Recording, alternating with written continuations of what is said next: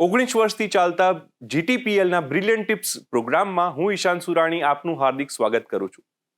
મિત્રો, જ્યારે આપણે વાંચતા હોઈએ ત્યારે સૌથી મહત્વની વસ્તુ છે એકાગ્રતા, એટલે કે કોન્સન્ટ્રેશન. પણ કોન્સન્ટ્રેશનનો પણ એક નિયમ છે. જે વસ્તુમાં આપણને રસ પડે એ વસ્તુમાં કોન્સન્ટ્રેશન રહે, અને જે વસ્તુમાં આપણને રસ નથી પડતો એમાં એકાગ્રતા કેળવવી ખૂબ જ અઘરી બની જાય છે. તો જે વસ્તુમાં રસ ના પડતો હોય એમાં શું કરવું? કારણ કે આપણે જ્યારે ભણતા હોઈએ ત્યારે આપણી પાસે 6-7 વિષયો હોય, એમાંથી 2-3 વિષયમાં આપણને રસ પડે અને 4-5 વિષય એવા હોય જેમાં રસ ના પડે, તો એમાં શું કરવું? તો એના માટે રસ કેળવવો પડે. રસ કેળવવા માટેની એક ટેકનિક છે, જે છે ભવિષ્યને જોવું. આપણે અત્યારે વિચારીએ કે જે સબ્જેક્ટમાં આપણને રસ નથી પડતો એમાં જોઈએ એવા માર્ક આપણને મળી જાય તો આપણું ભવિષ્ય કેવું થઈ જાય. જે કરિયર આપણને જો જોઈએ છે એ કરિયર મળી જાય તો કેવું થાય, અને એમાંથી ઇન્સ્પાયર થઈને આજે જે સબ્જેક્ટ આપણે વાંચી રહ્યા છે એની સમક્ષ જોઈશું તો રસ આપોઆપ કેળવવા માંડશે. ઘણીવાર એવું પણ થાય કે જે વિષયમાં આપણને રસ પડતો હોય એમાં પણ કોન્સન્ટ્રેશન નથી રહેતું. તો કોન્સન્ટ્રેશનને આડે આવતા મેમરી બ્લોક્સ હોય છે. 3 પ્રકારના મેમરી બ્લોક્સ એ કોન્સન્ટ્રેશન આવતું રોકે છે. પહેલું છે ફિઝિકલ મેમરી બ્લોક્સ, બીજું છે મેન્ટલ મેમરી બ્લોક્સ અને ત્રીજું છે મિકેનિકલ મેમરી બ્લોક્સ. પહેલા ફિઝિકલ મેમરી બ્લોક્સની વાત કરીએ તો એમાં છે આપણું શરીર, એટલે કે પેટમાં દુખાવો થતો હોય, માથું દુખતું હોય, દાઢમાં દુખાવો થતો હોય, અથવા તો તમે એક્સરસાઇઝ કરી અને એકદમ થાકીને આવ્યા હો, ભૂખ લાગી હોય અથવા તો ઓવર ઇટિંગ થઈ ગયું હોય, એવા સંજોગોમાં પણ તમે કોન્સન્ટ્રેટ નથી કરી શકતા. તમે એવી કોઈ દવા લીધી હોય જેના કારણે તમને ઘેન આવતું હોય તો પણ તમે કોન્સન્ટ્રેટ નથી કરી શકતા. ઉજાગરા થયા હોય અથવા તો નીંદનો ખૂબ જ અભાવ હોય, એવા સંજોગોમાં પણ કોન્સન્ટ્રેશન થતું નથી. તો આવા સંજોગોને આપણે દૂર કરવા જોઈએ. બીજું છે મેન્ટલ મેમરી બ્લોક્સ. તમે લોકોને કહેતા સાંભળ્યા હશે કે મને તો યાદ નથી રહેતું, હું તો ખૂબ જ ભૂલકણો છું, મેથ્સ છે ને એ મારું નહીં, મને બહુ અઘરું લાગે, સાયન્સમાં તો ટપ્પી જ નથી પડતી, અને એસએસ સામે આવે ને તો મને બગાસા જવા માંડે. તો જ્યારે તમે આવું વારંવાર બોલો છો તો તમારું મગજ તમારા શરીરને એવા સંકેતો આપે છે જેનાથી સાચે જ મેથ્સ સામે આવે તો મગજ બંધ થઈ જાય. સાયન્સની સામે તમે જુઓ તો તમને એમાં સમજ જ ના પડે, અને એસએસ આવે તો એ બોરિંગ લાગવા માંડે. તો એને દૂર કરવા માટે પોતાની જાતને પોઝિટિવ ઓટો સજેશન્સ આપવા પડે, જેમાં તમે વારંવાર પોતાની સાથે વાત કરો અને કહો કે મેથ્સ મને ખૂબ જ ઇઝી લાગે છે, મેથ્સના સમ હું આરામથી કરી શકું છું, સાયન્સ મારો પ્રિય વિષય છે અને એસએસ ખૂબ જ ઇન્ટરેસ્ટિંગ છે. શરૂઆતમાં આ થોડું કહેવાય ને મિકેનિકલ લાગશે, પણ વારંવાર જ્યારે તમે આવું પોતાની સાથે રટણ ચાલુ રાખો છો તો તમારા જો મગજના જે સેન્સેશન્સ છે એ તમને નવા સિગ્નલ મોકલવાનું શરૂ કરે છે, અને તમને એ વિષયમાં કોન્સન્ટ્રેશન વધતું જાય છે અને માર્ક્સ પણ સારા આવવાનું શરૂ થાય છે. ત્રીજા મિકેનિકલ બ્લોક્સ છે ત્રીજા બ્લોક્સ છે mechanical memory blocks. Mechanical memory blocks એટલે આપણી આજુબાજુનું વાતાવરણ. જેમ કે ખૂબ જ ઠંડી હોય અને તમે વાંચતા હોય, ખૂબ જ ગરમીવાળું વાતાવરણ હોય એમાં વાંચતા હોય, ખૂબ જ વધારે પ્રકાશ, ખૂબ જ ઓછો પ્રકાશ, ખૂબ જ ઘોંઘાટભર્યું વાતાવરણ, આ બધા જ સંજોગોમાં તમને કોન્સન્ટ્રેશન કરવું અઘરું થઈ જાય છે. ઇવન તમે જે જગ્યાએ બેસીને વાંચો છો એ સીટ જો કમ્ફર્ટેબલ ના હોય તો પણ કોન્સન્ટ્રેશન કરવું અઘરું થઈ જાય છે. તો આ બધા જ પ્રકારના મેમરી બ્લોક્સને આપણે દૂર કરવા જોઈએ, જેથી તમે કોન્સન્ટ્રેશન બહુ ઇઝી. જર્મન મેમરી રિસર્ચર એબિન ઘોષે ઘણા બધા પ્રયોગો કર્યા અને એક તારણ કાઢ્યું કે જે કઈ વસ્તુ તમે વાંચો છો, સાંભળો છો કે જુઓ છો એ 48 કલાકમાં જો રિવાઇઝ નથી કરતા તો એમાંથી 80% તમે ભૂલી જાઓ છો અને 20% જેટલું જ યાદ રહે છે. એક અઠવાડિયા પછી એમાંથી તમને 10% જેટલું જ યાદ રહે છે, અને 1 મહિના પછી એમાંથી ફક્ત 2% જેટલું જ યાદ રહે છે. પણ જો 48 કલાકમાં તમે એને રિવાઇઝ કરો છો તો એ તમારી શોર્ટ ટર્મ મેમરીમાંથી લોંગ ટર્મ મેમરીમાં ટ્રાન્સફર થાય છે અને તમે એને લાંબા સમય સુધી યાદ રાખી શકો છો. એટલે જે કંઈ તમે વાંચો છો એને 48 કલાકમાં રિવાઇઝ જરૂરથી કરવું જોઈએ. તમે મને કહેશો કે ઈશાનભાઈ અમે તો 2 કલાક 3 કલાકનું વાંચ્યું હોય તો શું એ ફરી 2-3 કલાક વાંચવાનું, તો નવું વાંચવાનું ક્યારે? એવું નથી. તમે જે કંઈ વાંચ્યું હોય એના મેઇન મુદ્દા સાઈડમાં તારવી રાખો અને એને એક લિસ્ટ બનાવો અને 48 કલાકમાં 10 મિનિટની અંદર તમે એને રિવાઇઝ કરી જાઓ. જેવું તમે રિવાઇઝ કરશો એ તમારી શોર્ટ ટર્મ મેમરીમાંથી લોંગ ટર્મ મેમરીમાં ટ્રાન્સફર થશે અને લાંબા સમય સુધી એ તમને યાદ રહેશે અને તમારી એક્ઝામ ખૂબ જ સરસથી તમે આપી શકશો. તમને તમારી એક્ઝામ માટે all the best. Till then, discover you within you.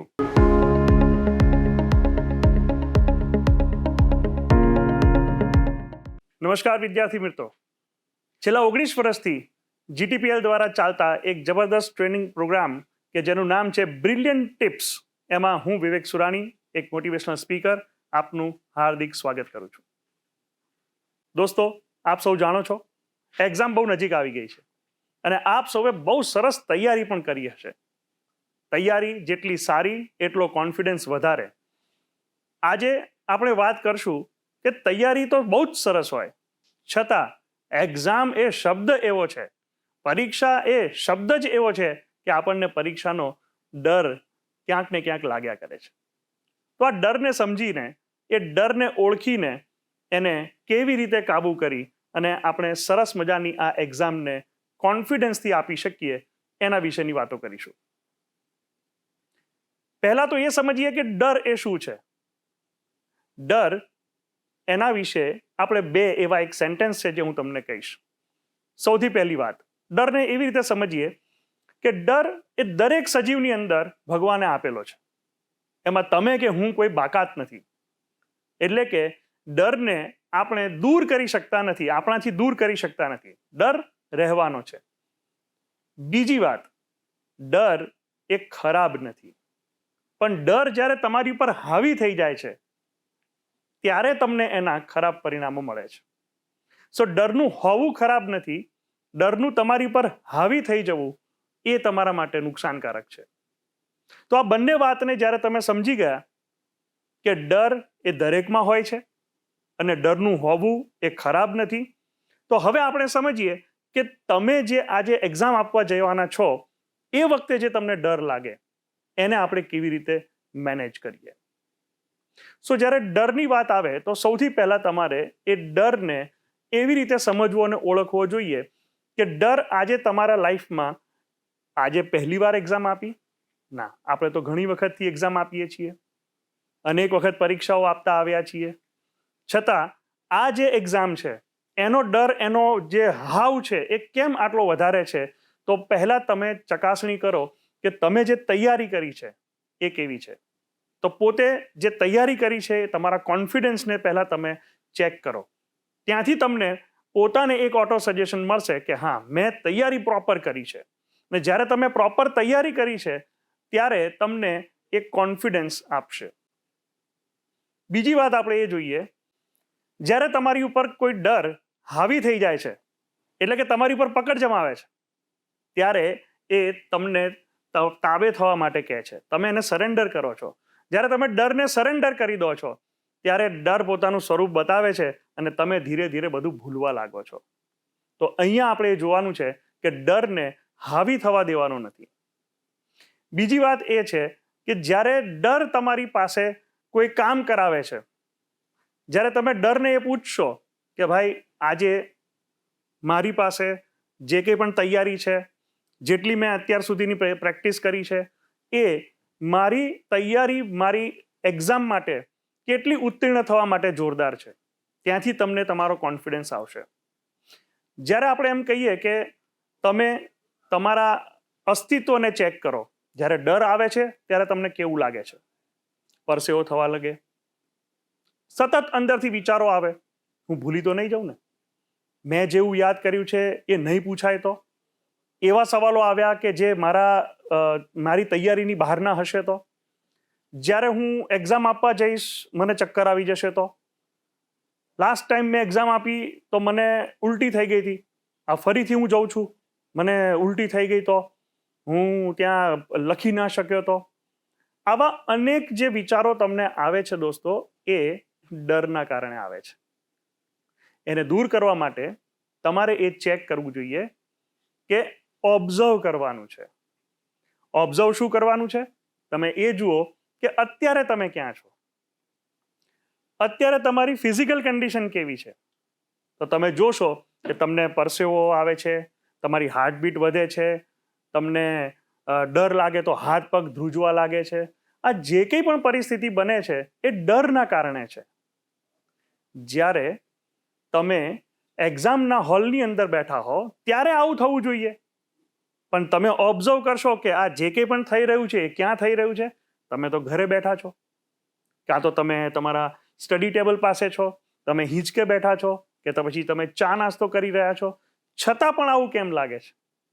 તો અત્યારે જે તમે વર્તમાન પરિસ્થિતિમાં જ્યાં છો એ તમારું ઘર, તમારી જગ્યા, તમારી સ્કૂલ, તમારો સ્ટડી રૂમ, એ જગ્યાએ બેઠા છો. અને ત્યાં તમારે એ જોવાની જરૂર છે કે ઓહ, અરે અત્યારે તો હું અહીંયા છું, હજી એક્ઝામને બહુ સમય છે, મારે ડરવાની જરૂર નથી. હું જે તૈયારી કરું છું એનું પરફોર્મ કરવાનો તો મારે હજી ઘણો સમય છે. તો આજે તમે જે તૈયારી કરી રહ્યા છો ત્યાં અત્યારે ડરવાની જરૂર નથી. ડરને તમે જેટલો પોષશો, જેટલો તમે એને મોટો કરશો, એટલો એ તમારી પર હાવી થશે. જ્યારે એક્ઝામની વાત કરીએ તો એક્ઝામમાં જતા પહેલા ડરને તમારી ઉપર હાવી ન થવા દેવા માટે કેટલીક ટિપ્સ તમારે અહીંયા અત્યારે હું તમને આપવા જઈ રહ્યો છું. સૌથી પહેલા તો તમે પોતાની જાતને ઓટો સજેશન આપી એક મેન્ટલી તૈયાર કરવાની કોશિશ કરો. ઓટો સજેશન એટલે એક એવા વાક્યો કે જે તમને પોઝિટિવલી અપલિફ્ટ કરે, તમને મોટિવેટ કરે. જેમ કે મારી તૈયારી સંપૂર્ણ અને સરસ છે, હું એક્ઝામમાં બહુ જ સરસ રીતે પરફોર્મ કરી રહ્યો છું. જે શબ્દો, જે વાક્યો, જે પેરેગ્રાફ, જે સવાલોની મેં તૈયારી કરી છે તે જ બધા વાક્યો, તે જ બધા સવાલો અને તે જ જવાબો મને પૂછાયા છે. મારા ક્વેશ્ચન પેપરને મેં સરસ અક્ષરમાં, સરસ રીતે, પૂર્ણ રીતે પૂરું કર્યું છે. મારું પેપર સમયસર પૂરું થઈ રહ્યું છે. હું આ પરીક્ષામાં મારા બેસ્ટ પરફોર્મ કરી અને પાસ થયો છું. આવા ઓટો સજેશન જ્યારે તમે રોજિંદા તમારા રોજ સવારે અને સાંજે એક જગ્યાએ શાંત બેસીને કરો છો તો તમારો ડર જે છે એ ધીરે ધીરે દૂર થાય છે. બીજી એક વાત ઇમ્પોર્ટન્ટ ડર સાથે એ છે કે જેટલો તમે ડરને ભાવ આપો, સાદી ભાષામાં, એટલે કે જેટલું એની તરફ તમે ધ્યાન આપો એટલો એ વધે છે. સાયકોલોજીમાં એવું કહેવાય છે કે જેટલું તમે કોઈ વાતને પ્રેસ કરશો એટલું એ વધશે. એક સરસ મજાનું એક્ઝામ્પલ છે કે એક ડૉક્ટરના ત્યાં એક પેશન્ટ ગયું અને પેશન્ટે કહ્યું કે ડૉક્ટર સાહેબ, મને આટલી આટલી બીમારી છે, મને ઊંઘ નથી આવતી, મને ટેન્શન થયા કરે છે, મને કંઈક દવા કરો. ડૉક્ટર કહે છે કે બહુ સરસ, તમારી મેં કમ્પ્લેન સાંભળી લીધી, આટલી આટલી દવા છે એ તમે લેજો, પણ સાથે સાથે હું તમને એક વાત કહું, એનું તમારે ધ્યાન રાખવાનું છે. તમે જ્યારે અહીંથી ઘરે જાઓ ત્યારે રસ્તામાં જતા જતા તમારે વાંદરા વિશે વિચાર કરવાનો નથી. પેશન્ટે કીધું ઓકે અને નીકળી ગયા. રસ્તામાં જેટલી વાર એને થયું કે ડૉક્ટર સાહેબે દવા તો દીધી પણ વાંદરા વિશે વિચાર કરવાની કેમ ના પાડી, એમ કરતા કરતા એનું સતત ધ્યાન ક્યાં જતું હતું? વાંદરા પર. એટલે કે જેટલું તમે ડર વિશે, ડરની વાતો વિશે, એક્ઝામ કેટલી ખરાબ જશે એ વિશે જેટલું વિચારશો એટલો એનો ડર વધશે. તો એ વિશેના વિચારો ઓછા કરી અને એક્ઝામમાં સફળ થઈને સરસ રીતે પરીક્ષા આપવાના વિચારો કરો, રિલેક્સેશન કરો અને આ ટિપ્સનો ઉપયોગ કરી એક સરસ મજાની એક્ઝામ આપી તમારી કારકિર્દીને ઉજ્જવળ કરો. Thank you so much. Thank you.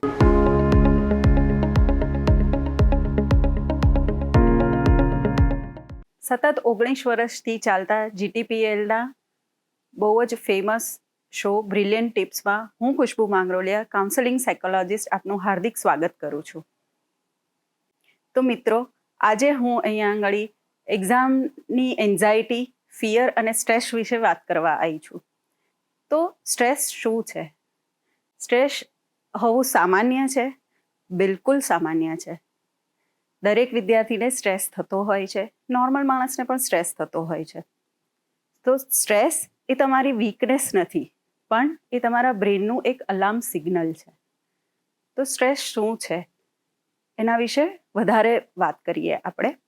તો સ્ટ્રેસ છે એક આપણા બ્રેનને એક અલાર્મ સિગ્નલ આપે છે. તો સ્ટ્રેસ એ આપણા મગજનો અલાર્મ સિસ્ટમ છે. એ કહે છે આપણને જ્યારે કોઈ મહત્વની વસ્તુ આવે છે ત્યારે અવેર થઈ જાઓ, રાઈટ. તો અહીં 2 ટાઈપના સ્ટ્રેસની વાત કરીશ. એક છે યુ સ્ટ્રેસ અને બીજો છે ડી સ્ટ્રેસ. યુ સ્ટ્રેસ જે આપણને મોટિવેટ કરે છે અને આપણને સારું રિઝલ્ટ અપાવે છે, અને ડિસ્ટ્રેસ છે જે આપણને ઓવરવેલ્મ ફીલ કરાવે છે, આપણને બ્રેનને બ્લોક કરે છે, રાઈટ. ઘણીવાર તમે સાંભળ્યું હશે કે મેમ હું એક્ઝામમાં બ્લેન્ક થઈ ગયો, મને બધું જ આવડતું હતું. વિદ્યાર્થીઓ આવી કમ્પ્લેન કરતા હોય છે. તો એ ડિસ્ટ્રેસ હોય છે. હવે યુ સ્ટ્રેસ થવો બહુ સામાન્ય છે. એક્ઝામ પહેલાં જે થોડો સ્ટ્રેસ થાય છે કે હું સારું લખી શકીશ કે નહીં, એને યુ સ્ટ્રેસ કહે છે. પણ જ્યારે આ સ્ટ્રેસ કંટ્રોલ બહાર જાય છે ત્યારે એન્ઝાયટી અને પેનિક થાય છે. તો એક્ઝામ એન્ઝાયટીનું કારણ ખાલી સિલેબસ કે ટાઈમ લિમિટ નથી, પણ આપણી એક્સપેક્ટેશન્સ છે. રિઝલ્ટના એક્સપેક્ટેશન્સ, પેરેન્ટ્સના એક્સપેક્ટેશન્સ, રિઝલ્ટનું પ્રેશર, રાઈટ, કમ્પેરિઝન અને પાસ્ટ ફેલિયરની કોઈક મેમરી. તો વિદ્યાર્થીઓ, હું એટલું જ કહીશ કે ઘણા વિદ્યાર્થીઓ એવું માનતા હોય છે કે માર્ક્સ એ અમારી વેલ્યુ છે, પણ આ જ સેન્ટેન્સ, માર્ક્સ મારી વેલ્યુ છે, એ જ સેન્ટેન્સ તમારી એન્ઝાયટીને વધારે ક્રોનિક બનાવે છે. સો હવે આ સ્ટ્રેસ અને એન્ઝાયટીની આપણને શરીર પર અને મગજ પર શું અસર થાય છે એની ટૂંકમાં હું વાત કરીશ. તો હાઈ સ્ટ્રેસ આપણા મગજને સર્વાઈવલ મોડ પર મૂકી દે છે. સર્વાઈવલ મોડ પર જ્યારે આપણું બ્રેન જાય છે ત્યારે આપણા બોડીમાં યાદશક્તિ બ્લોક થઈ જવી, કે આપણી મેમરીઝ, આપણને એવું લાગે છે કે મેં વાંચ્યું તો છતાં મને યાદ નથી આવતું. હાથ પગમાં ધ્રુજારી થવી, પેટમાં દુખવું, માથું દુખવું, આવા બધા સિમ્ટમ્સ જોવા મળે છે. એટલે જ વિદ્યાર્થીઓ કહે છે બધું જ યાદ હતું મને, પણ હું લખી ના શક્યો, રાઈટ. તો આના માટે શું કરવું એની આપણે થોડી ટેકનિક્સ અને ટૂલ્સ સમજીશું. તો એની એક ટેકનિક છે જે હું તમને અત્યારે અહીંયા કહીશ. એને કહેવાય છે SOS. ફર્સ્ટ S મતલબ સ્ટોપ એન્ડ અવેર. તમે સ્ટોપ થઈ જાઓ. જે પણ બોડીના સિગ્નલ આવી રહ્યા છે, જે પણ વિચારો આવી રહ્યા છે, પહેલાં તો તમે સ્ટોપ થઈ જાઓ અને અવેર થઈ જાઓ કે મારા બોડીમાં અને મારા બ્રેનમાં કંઈક થઈ રહ્યું છે. અને ધીરે ધીરે તમારું ફોકસ તમે તમારા બ્રીથ પર લઈ જાઓ. Now O for observe your breath and thought, અને બોડીમાં કયા કયા સેન્સેશન થઈ રહ્યા છે એના પર ઓબ્ઝર્વ કરો. બરાબર. તમે એકવાર બ્રીધિંગ પર ફોકસ લાવશો પછી આપણે કરીશું સ્વિચ કેવી રીતે કરવાનું છે એની 2-3 ટેકનિક છે કે તમે બ્રીધિંગ કરી શકો છો. એક બ્રીધિંગ છે જેને કહેવાય છે 4-2-6. 4-2-6 બ્રીધિંગમાં તમે 4 સેકન્ડ ઇન્હેલ કરશો, શ્વાસ અંદર લેશો, 2 સેકન્ડ હોલ્ડ કરી રાખશો શ્વાસને, અને 6 સેકન્ડમાં બહાર કાઢશો. આનાથી આપણી નર્વસ સિસ્ટમ કામ ડાઉન થાય છે. બરાબર. નેક્સ્ટ ટેકનિક છે ગ્રાઉન્ડિંગ ટેકનિક. તમે જ્યાં પણ બેઠા હો, એક્ઝામ હોલમાં હો કે ઘરે હો, જસ્ટ તમારા પગ ચેર પર કે સોફા પર કે પલંગ પરથી નીચે મૂકો અને થોડી વાર પગને નીચે રાખી અને બ્રીધિંગ પર ફોકસ કરો. આ એક ગ્રાઉન્ડિંગ ટેકનિક છે. જો ઘરે વાંચવા બેઠા હો અને વધારે ઓવરવેલ્મ થઈ રહ્યું હોય તો તમે કલરથી સ્ક્રિબલ પર કરી શકો છો, રાઈટ. થોડી વાર બહાર વોક લેવા જઈ શકો છો. અને એક્ઝામ હોલમાં હો તો પણ તમે પગ નીચે જમીન પર ટકાઈ અને બેસી શકો છો. અને તમારાથી 20 ફૂટ દૂર કોઈ પણ એક ઓબ્જેક્ટ પર તમારું ફોકસ લાવશો તો તમારી સેન્સીસ એક્ટિવેટ થશે. અને આ કર્યા પછી તમે તમારા નેગેટિવ થોટ્સને જોઈ શકશો. તમને એવા થોટ્સ આવશે કે મારાથી થશે કે નહીં થશે, મને આવડશે કે નહીં આવડશે. તો તમારે એક જ સ્લોગન કરવાનું છે, મારાથી જેટલું બનતું હતું એટલું મેં કરવાનો ટ્રાય કર્યો છે અને હું કરી લઈશ. આ હું કરી લઈશ એક સેન્ટેન્સ મેં તમને આપ્યું. આવી જ રીતે તમે તમારા માટે એક સ્લોગન બનાવી શકો છો જેને કહેવાય છે પોઝિટિવ અફર્મેશન, પોઝિટિવ વાક્ય, જે તમારું બ્રેન રજિસ્ટર કરી લેશે બહુ જ સારી અને સરસ રીતે. અને જ્યારે પણ તમને ફિયર આવશે ત્યારે તમે આ સેન્ટેન્સ બોલશો તો તમારી નર્વસ સિસ્ટમ સારી રીતે ચાલવા માંડશે. હવે એક ઇમ્પોર્ટન્ટ વાત કરીશ પેરેન્ટ્સ માટે. એક્ઝામ દરમિયાન પેરેન્ટ્સનો રોલ બહુ જ ઇમ્પોર્ટન્ટ હોય છે અને આમાં પેરેન્ટ્સે શું કરવું જોઈએ તો હું પેરેન્ટ્સને એટલી જ રિક્વેસ્ટ કરીશ કે બાળકને સેફટી આપો, સપોર્ટ આપો અને ટ્રસ્ટ બતાવો. કમ્પેરિઝન એન્ઝાઇટી વધારશે પણ એમની એફર્ટ્સની પ્રશંસા કરવાથી એમનો કોન્ફિડન્સ વધશે.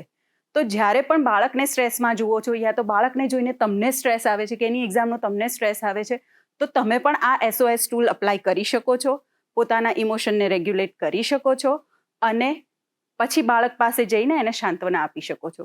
કેમ કે જ્યારે બાળક સ્ટ્રેસમાં હોય ને ત્યારે રિઝલ્ટ નહીં પણ એને રિલેશનશિપ, તમારી ને એની રિલેશનશિપ કેવી છે એ એને મોટિવેટ કરશે. અને અંતમાં હું એટલું જ કહીશ કે એક્ઝામ તમારું જીવન નથી, માર્ક્સ તમારી વેલ્યુ નથી અને એન્ઝાઇટી તમારી ઓળખ નથી. સ્ટ્રેસ એ તમારું દુશ્મન નથી પણ એક સિગ્નલ છે કે અવેર થઈ જાઓ. અને જો એન્ઝાઇટી કંટ્રોલમાં ના રહેતી હોય તો કોઈની મદદ લેવી એ શરમની વાત નથી. સો વિદ્યાર્થીઓ, મારો લાસ્ટ મેસેજ એ જ છે કે તમે તમારા રિઝલ્ટ કરતાં ઘણું વધારે છો.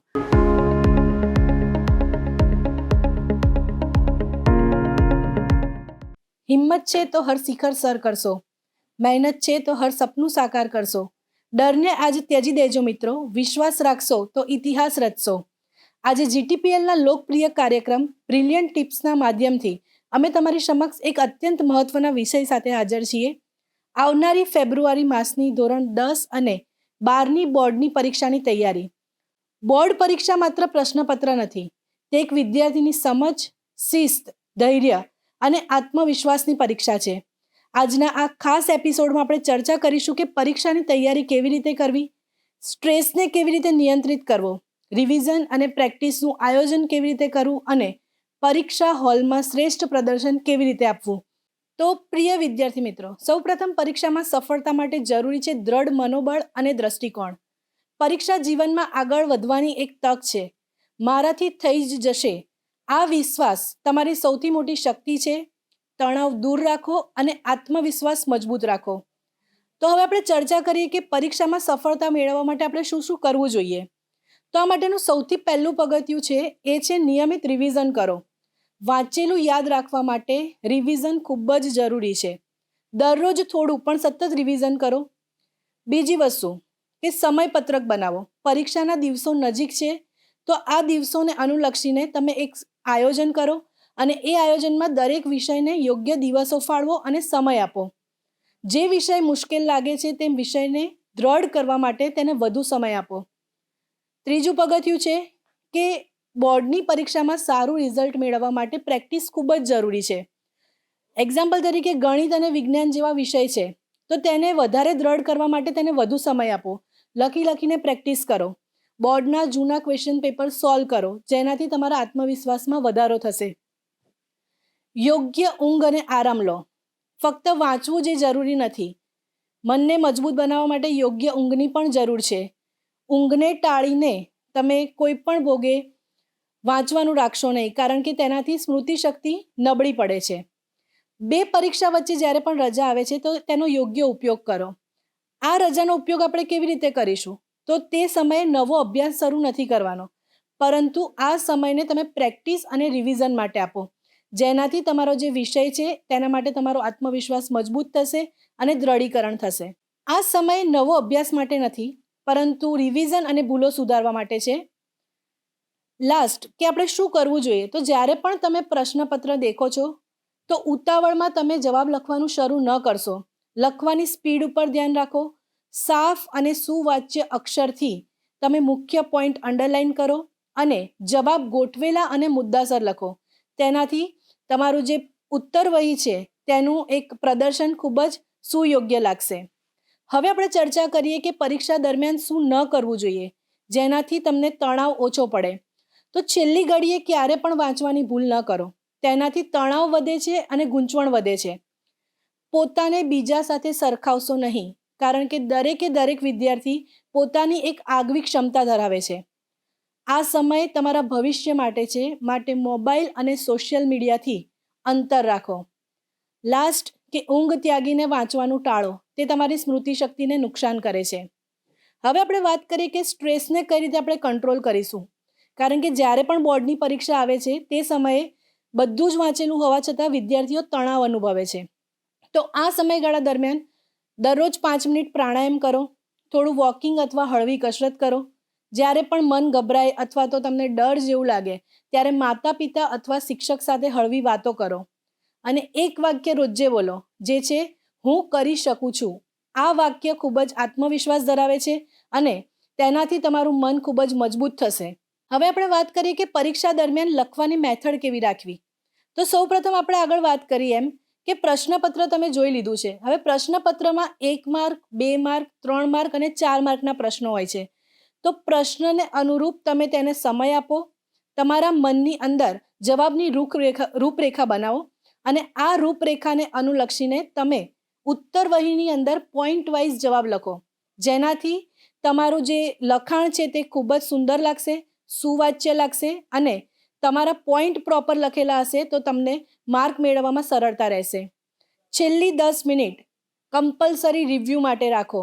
ઉત્તર વહી એકવાર ચેક કરી દેવાની કે જેટલા પ્રશ્નો પૂછાયા છે તે આપણે બરાબર લખ્યા છે, કોઈ પ્રશ્ન રહી તો નથી ગયો, બરાબર. તો વિદ્યાર્થી મિત્રો, આ પરીક્ષા જે છે એ તમારું ભવિષ્ય નક્કી કરતી નથી, પરંતુ તમારા પ્રયત્નો તમારું ભવિષ્ય ઘડે છે. મહેનત, શિસ્ત અને વિશ્વાસ, આ 3 વસ્તુ તમને ચોક્કસ સફળ બનાવશે. મારા તરફથી તમામ વિદ્યાર્થીઓને ખૂબ ખૂબ શુભેચ્છાઓ.